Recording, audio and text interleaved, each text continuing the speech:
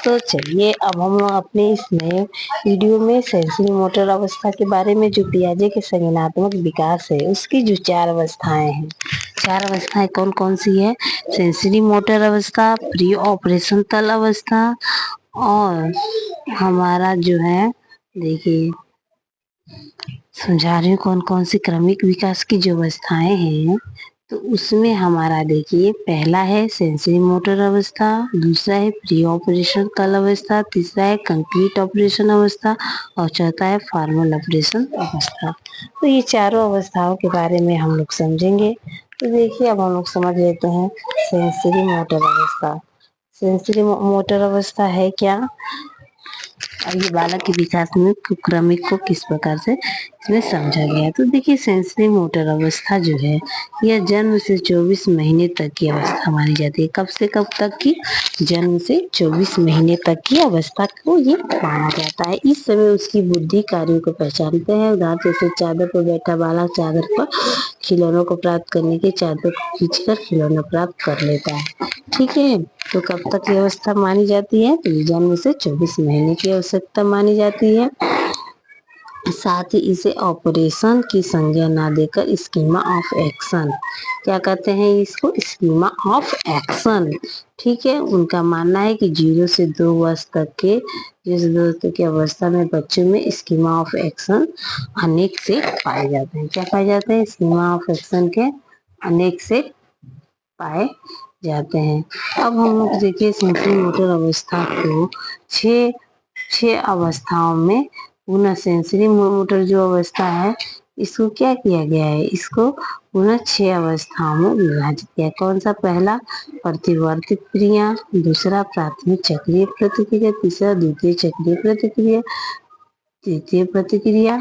इस प्रकार से 6 अवस्था में। पहला प्रतिवर्त, जब शिशु जन्म से 1 माह की अवस्था प्रतिवर्त क्रिया की होती है। इस अवस्था में शिशु प्रकाश को देखकर आंखें बंद कर लेता है। क्या करता है? प्रकाश को देखकर आंखों को बंद कर लेता है। ठीक है, दूसरा क्या है? प्राथमिक चक्रीय प्रतिक्रिया। शिशु 1 से 3 माह की अवस्था में प्राथमिक चक्रीय प्रतिक्रिया कहलाते हैं। इस अवस्था में शिशु माँ को पहचान लगता है, तो आंखों को घुमाने लगता है, जिसकी वो संगीत ध्वनि की शोर सुनाई देता है, उस ओर उसका ध्यान एकाग्रचित हो जाता है। ठीक है, द्वितीय चक्रीय प्रतिक्रिया। शिशु 4 से 6 माह की अवस्था में चक्रीय प्रतिक्रिया अवस्था। इस अवस्था में शिशु माँ को देखकर हाथ पर क्या करने लगता है? फैलाने लगता है। ठीक है, और अब देखिए, द्वितीय क्या है? प्रतिक्रिया सुनने की अवस्था। तो देखिए, इसमें क्या होता है?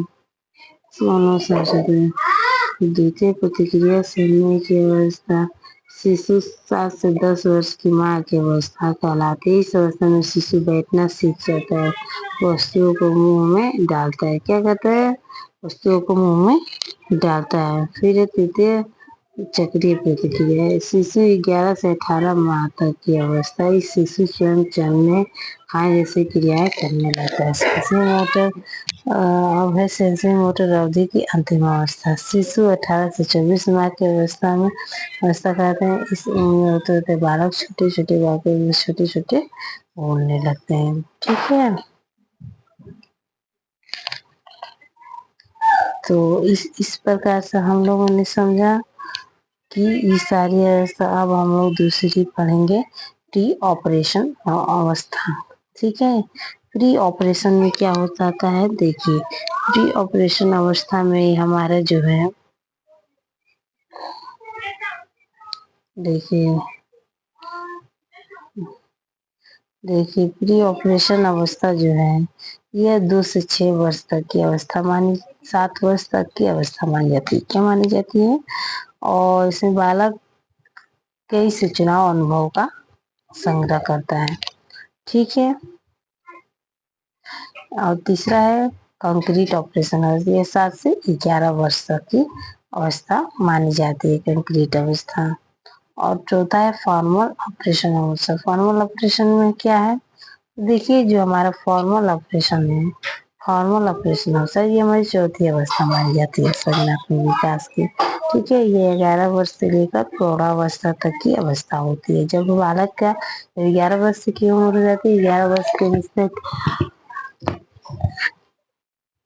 प्रौढ़ावस्था तक की, उसमें अनेक ऑपरेशन संगठित उच्च श्रेणी के ऑपरेशन का निर्माण करता है। उनकी समस्याओं को ढूंढ निकालने का प्रयत्न करता है। विभिन्न समस्याओं के निराकरण के लिए वह केवल एक ही हल को नहीं ढूंढता, बल्कि वह अपने प्रयासों एवं परिकल्पनाओं के आधार पर अनेक हल ढूंढ लेता है। क्या करता है वह? अनेक हल को ढूंढ लेता है। वह समस्याओं के समाधान के लिए अमूर्त नियमों का निर्माण कर सकता है। हम कह सकते हैं कि बालक इतने योग्य हो जाते हैं कि वह समस्या को निराकरण स्वयं तो कर ही लेता है, साथ दूसरों की समस्याओं को वो सुलझाने का नवीन आविष्कारों को राष्ट्र को दिशा देते हैं, वे प्रगति के पथ पर ले जाते हैं। ठीक है, तो इस प्रकार से हम लोगों ने समझा उसकी चारों अवस्थाओं को। तो पियाजे के संज्ञानात्मक विकास सिद्धांत की क्या सीमाएं हैं, ये भी देख लीजिए। तो पियाजे के संज्ञानात्मक विकासात्मक सिद्धांत बालक के विकास क्षेत्र में क्या है? महत्वपूर्ण योगदान। बालक के विकास क्षेत्र में इसका क्या है? महत्वपूर्ण योगदान है। पियाजे ने बालक के विकास को समझा, मानवीय संबंधों को मजबूत बनाने की अहम भूमिका निभाई है। वर्तमान में बाल मनोवैज्ञानिक ने पियाजे के संज्ञानात्मक विकास सिद्धांत को कठोर आलोचना की है। उनका मानना है कि पियाजे शिशु एवं स्कूल पूर्व बालकों की क्षमताओं को बहुत ही कम माना है, जबकि इससे कहीं अधिक विकासात्मक कार्य को पूरा किया है। तो इस प्रकार से इसलिए किसी सदी के बालक की भी संज्ञा दी जाती है। तो इस प्रकार से हम लोगों ने समझा। अब हम देखेंगे फ्राइड का मनोविश्लेषणात्मक सिद्धांत। तो ये हम अपने नए वीडियो में देखेंगे। तो फिर इस चैनल को लाइक और सब्सक्राइब जरूर करिए। और देखिए फ्राइड के मनोविश्लेषणात्मक जो सिद्धांत थे, इससे भी एग्जाम में बहुत सारे क्वेश्चन आते हैं, तो इसको भी समझना बहुत अनिवार्य है। ठीक है, धन्यवाद।